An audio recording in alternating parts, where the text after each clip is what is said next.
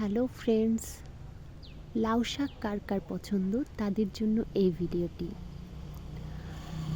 এই যে দেখুন কি সুন্দর লাউ গাছ।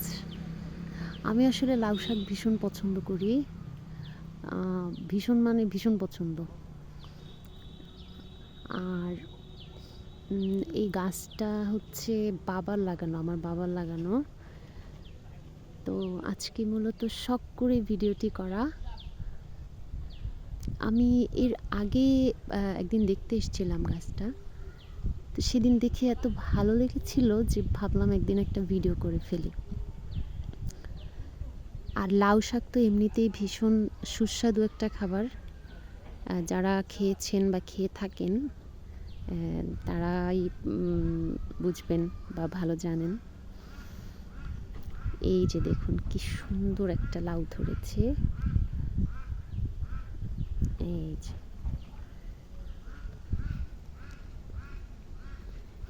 লাউটা আসলে আরেকটু বড় হলে আমরা খেতে পারবো। আর এটাই হচ্ছে গাছের প্রথম লাউ, যেটা আমরা এখনো খাইনি। আরেকটু বড় হলে খাওয়া যাবে। এই যে, আর এই যে সবজি, আসলে এগুলো মূলত একদম ফ্রেশ সবজি। আমরা তো নিজেদের খাওয়ার জন্য মূলত ওরকম কোনো ধরনের কেমিক্যালস ব্যবহার করে না গাছে, একদমই ফ্রেশ। আর শাকগুলো তো আসলে এতটাই তাজা, এত সুন্দর যে দেখলে মনে হয় কাঁচা খেয়ে ফেলি, এরকম একটা বিষয়।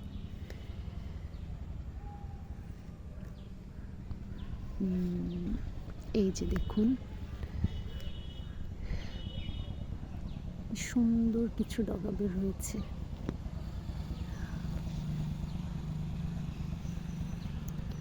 এই যে এরকম কচি কচি ডগাই মূলত বাজারে কিনতে পাওয়া যায়, যেগুলো আমরা কিনে থাকি।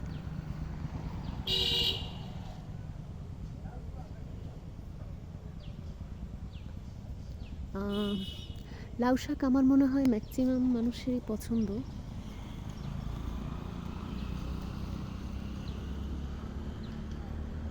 আমরা আমরা মূলত এই ডগা সহই খাই, তবে আমার শ্বশুর বাড়িতে সেখানে দেখেছি যে ওনারা লাউয়ের পাতাটা মূলত খেয়ে থাকেন।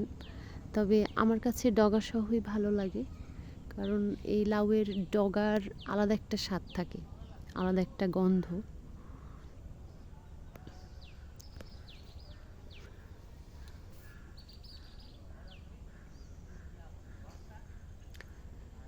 লাউ শাক আসলে এমনিতেই অনেক উপকারী এবং সুস্বাদু একটা খাবার।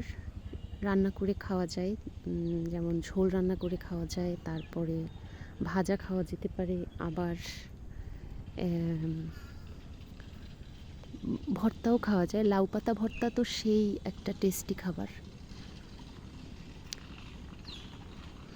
ওকে, যাদের যাদের লাউ শাক পছন্দ এবং লাউ পছন্দ করেন যারা, তাদের সবার নিমন্ত্রণ রইল। সবাই চলে আসবেন। ধন্যবাদ সবাইকে।